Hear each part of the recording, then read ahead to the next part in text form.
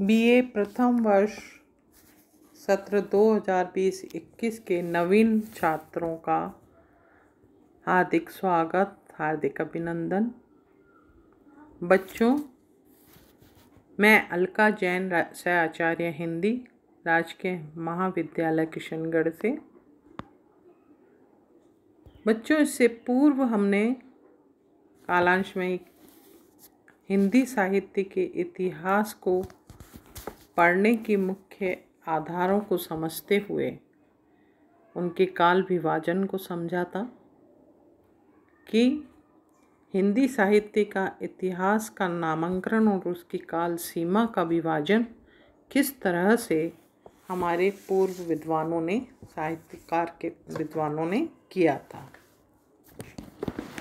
जब इससे पहले मैंने मिश्र बंधुओं का काल विभाजन पे चर्चा की थी। आज हम जो है चर्चा करेंगे आचार्य शुक्ल द्वारा निर्धारित नामांकन और विभाजन।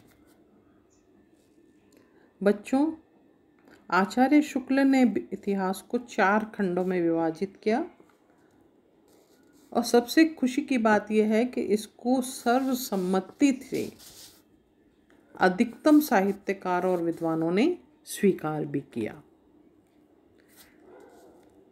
उन्होंने जो आदिकाल था, जिसे जो है नाम दिया वीर गाथा काल, जो संवत 1050 से 1375 तक रहा। दूसरा जो नाम दिया वो था भक्ति काल, जो 1375 से 1700 तक रहा। तीसरा नाम दिया रीतिकाल का, जो 1700 से 1900 तक रहा। और चौथा नाम दिया आधुनिक काल, जिसको 1900 से अब तक चलता चला आ रहा है। बच्चों, ये सारे जो नाम दिए गए वो उस काल की परिस्थितियों को, उस समय के साहित्य प्रवृत्तियों को ध्यान में रख के किए गए। जैसा कि हमने बताया कि आदिकाल जो नाम था उसे शुक्ल जी ने वीर गाथा काल कहा, क्योंकि उस काल में जो साहित्य लिखे जा रहे थे वो वीर रस से पूर्ण थे और उस समय काल के सम्राटों के युद्धों का और उनकी जो है महानताओं का वर्णन करते थे, जिसे अन्य कवियों ने चारण काल भी कहा, क्योंकि जो कवि थे वे विशेष जो है तत्व के थे जिन्हें नाम दिया जाता था चारण। अतः इस प्रकार हम कहें तो आचार्य शुक्ल ने जो है वीर गाथा काल का जो पूर्व नाम, सबसे पहला नाम था अपभ्रंश काल, जिसे अपभ्रंश भाषा में लिखा जाता था, जिसमें सिद्धों, नाथों, जैन धर्मों की रचनाएं सम्मिलित थी। उसको उन्होंने, उसके अस्तित्व को उन्होंने अस्वीकार कर दिया था। वहीं हम बाबू श्याम सुंदर दास की भी बात करेंगे कि बाबूजी ने साहित्य को यांत्रिक क्रिया स्वीकार नहीं किया। वे मानते थे कि जो सामाजिक परिस्थितियों में परिवर्तन के साथ जो साहित्य में परिवर्तन आया है, ये आवश्यक नहीं, बल्कि ये है कि साहित्य आगे बढ़ा कैसे है, समाज के किस दिशा निर्देश पर वो आगे बढ़ा है। साहित्य चूँकि एक व्यक्तिक कला है, इसलिए उनके इतिहास लेखक भी इस कारण जो हैं उनसे प्रभावित रहे हैं, उस काल के परिस्थितियों से, उस काल के नायक भी बने हैं। इसलिए उस पथ को जो है, उस प्रवृत्ति को ग्रहण करते हुए जो साहित्य लिखे गए थे वो जो है हमें आधार बनाने चाहिए, उनको सर्वमान्य मानकर उस काल का विभाजन जो है इस तरह करना चाहिए।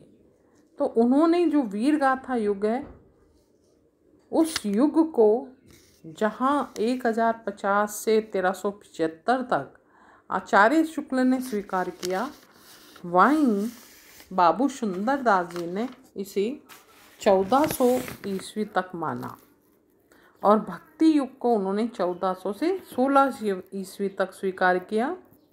रीति युग को उन्होंने 1600 से 1900 तक स्वीकार किया और जो आधुनिक काल जो नाम हमने दिया वो श्याम सुंदर दास जी ने नवीन विकास युग, जिसका समय 1900 से अब तक माना। तो इस प्रकार जो है श्याम सुंदर दास जी ने अपनी तरीके से उस काल का विभाजन किया।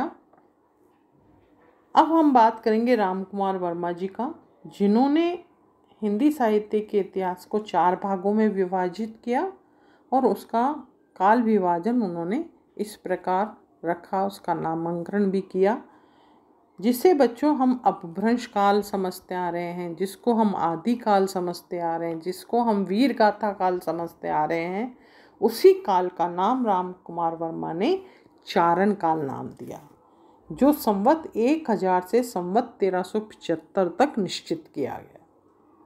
भक्ति काल को राम कुमार वर्मा जी ने 1375 से 1700 तक माना और रीति काल को 1700 से 1900 तक और आधुनिक काल को 1900 से आज तक। तो बच्चों देखें, कुछ दृष्टि तक रामचंद्र शुक्ल ने जो है जो काल निर्धारण किया था उसे अन्य साहित्यकारों ने सहर्ष स्वीकार किया है। बस चर्चा रही तो आदिकाल के नामकरण की। आगे हम बात करें हजारी प्रसाद द्विवेदी जी की, जो हमारे काल साहित्य इतिहास के आचार्य भी हैं, प्रमुख विद्वान भी हैं।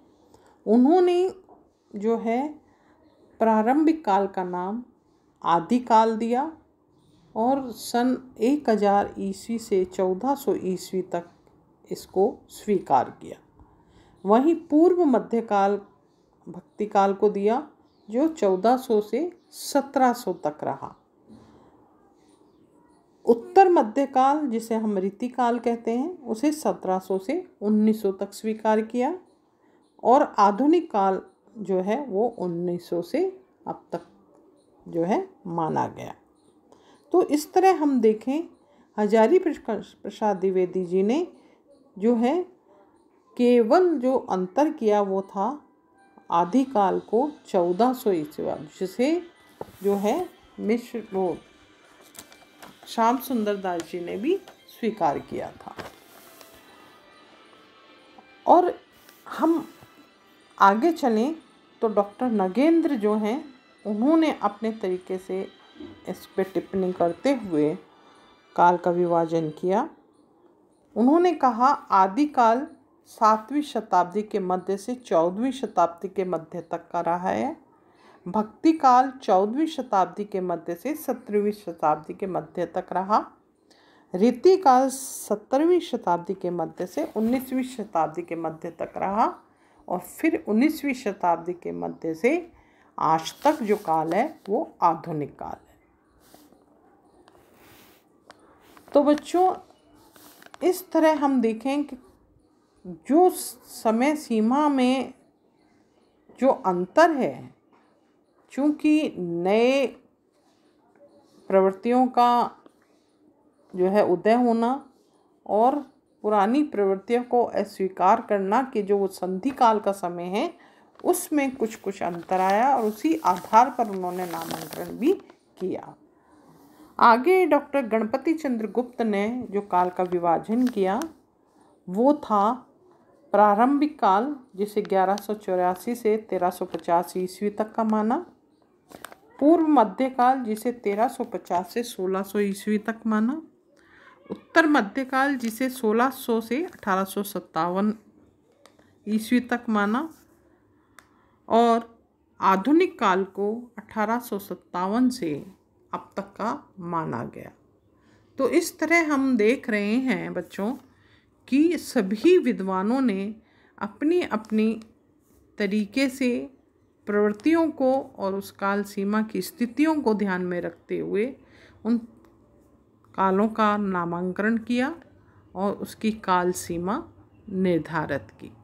अब हम इस बात को जो है सहर्ष स्वीकार करें, सर्वमान्य रूप से स्वीकार करें, या कहें कि इन सारी काल सीमा और प्रवृत्तियों का विभाजन जो विद्वानों ने किया था उस पर एक सर्वसम्मति बने।